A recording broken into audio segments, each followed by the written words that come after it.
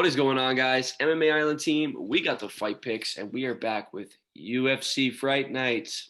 Oh, good delivery. Great delivery. Wanted it so bad, he got it. Hey, but we got it, man. UFC, October 31st, Halloween, man. Coronavirus, I guess you're not going out trick-or-treating. You're staying in. You're watching UFC. At least you better be. And we got a good one in this fight here with Alexander the Great Hernandez taking on Chris Gruetzemacher. Interesting fight, and I will pass it on to Zach to start us off. Now, if you know me, you know that I really, really hate Alexander Hernandez. I just despise the guy. But I kind of have to respect his fighting ability. Although I do think he should have lost 3 straight fights.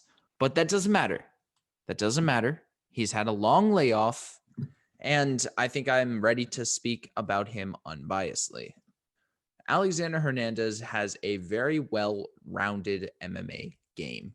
He can strike well. He does have a decent amount of pop in his hands. And if he wants to take the fight to the ground, he absolutely can do that. And one thing that I really want to mention for Alexander Hernandez is he's made a very big step in his career. He has switched to Factory X, which I know Factory X gets shit on a little bit, and for good reason. They have some questionable moments in MMA a lot, but it's definitely a better gym and a better training environment where he was at. And the reports coming out of there in his interviews, he just says that it's so much of a better fit for him. And we know that Alexander Hernandez is one of the better unranked lightweights when he wants to be. I mean, yes, he should have lost to Francisco Trinaldo, but that was a close fight. He knocked out current ranked lightweight Beneil Dariush. Call that a fluke if you want. Call it a fluke. And I love Beneil Dariush. And I know that Dariush has durability problems. Before you say it, I'm aware of that fact. And we are seeing Chris Gruetzemacher for the first time in a while, since April of 2018.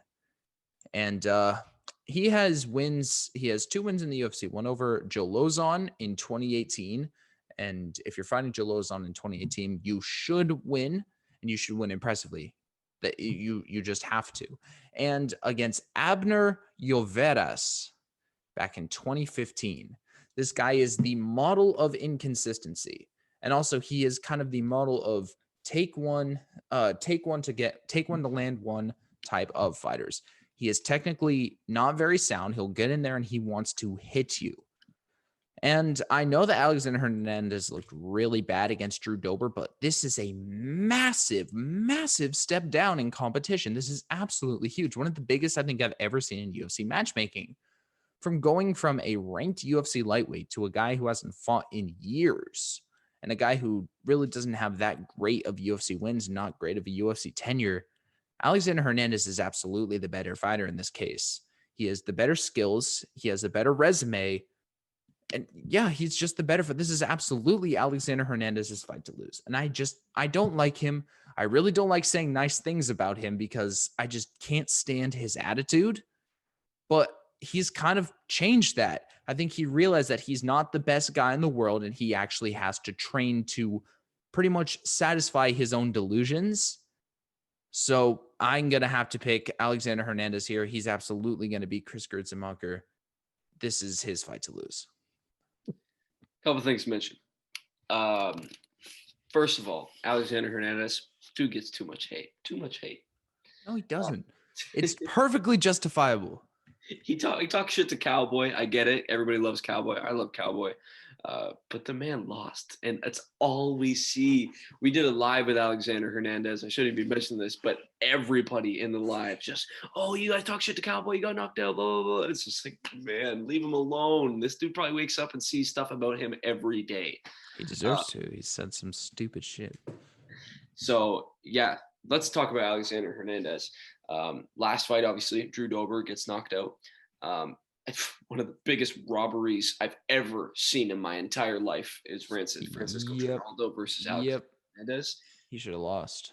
One of the worst I've ever seen. And I haven't even watched that fight back. I just remember at the time I was like, what? And I remember Alexander Hernandez having his hand raised and him being like, he was like, oh, really? Yeah, I remember that. Right, sure. and then getting knocked out by a Cowboy Cerrone before that. So I guess you could say Yeah. Hernandez is looking for a bounce back fight here. And then talking about Gruetzemacher, man, coming off of a 2-year layoff. So this is one thing that I was going to mention at the start of this, is that Zach and I have been agreeing a lot, and we don't typically do that. I said it would end, and it's going to end right here. Oh my, you're not actually. I'm gonna. Wow. Okay. There's a couple reasons, but there is the main reason that I think Okay, let's hear I'm it. going to mention here is that I think Gruetzemacher is going to knock him out. Wow. I think it's going to happen. One thing people got to look Bold. at here is that Gruetzemacher 7.12 strikes landed per minute at 58% accuracy. Albeit he does eat some shots, at least on the absorbed side, 5.09 absorbed per minute at 56% takedown or striking defense. And then I said takedown. I wasn't even going to mention it, but I'll mention it now. The takedown game, Alexander Hernandez. We've seen that wrestling game out of him before.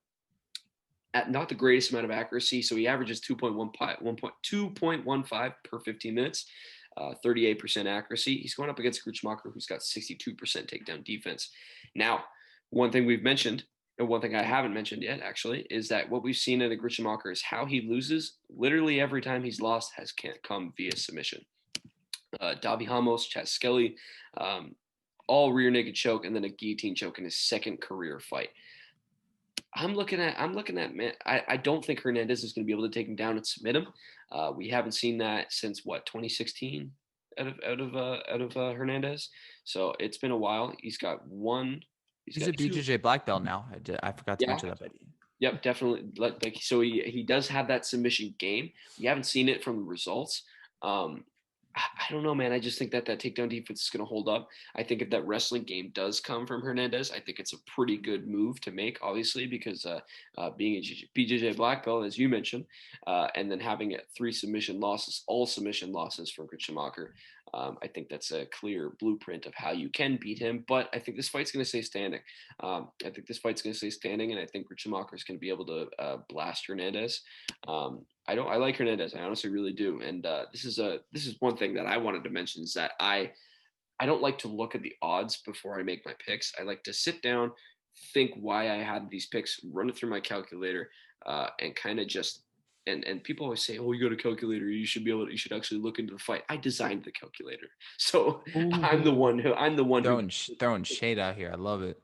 Was it you? Was it you said that? What? No, I'm hyping you up.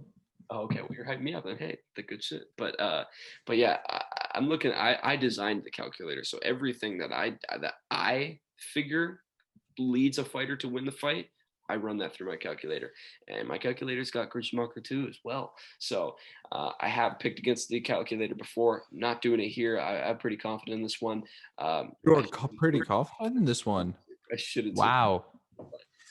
I like my odds. I like to take a shot every now and then, and I'll take a shot here. I think. Bet it then. So bet it. Maybe we'll see. I like to make calculated bets, so we'll see. I picked Liana Jojo to win last week, and then she gets KO'd, I guess, in the first round. TKO, Dr. Stoppage, whatever. Got her ass kicked. I will move on from this, and we got our first disagreement of the night. So, as I always say, not the last. That means you gotta break the tie. So make sure you guys are just letting us know who you guys got in this one. Just letting us know in the comments your support, who you got. Make sure you guys are liking the video, subscribing to the channel, checking out the other Fight Pick videos.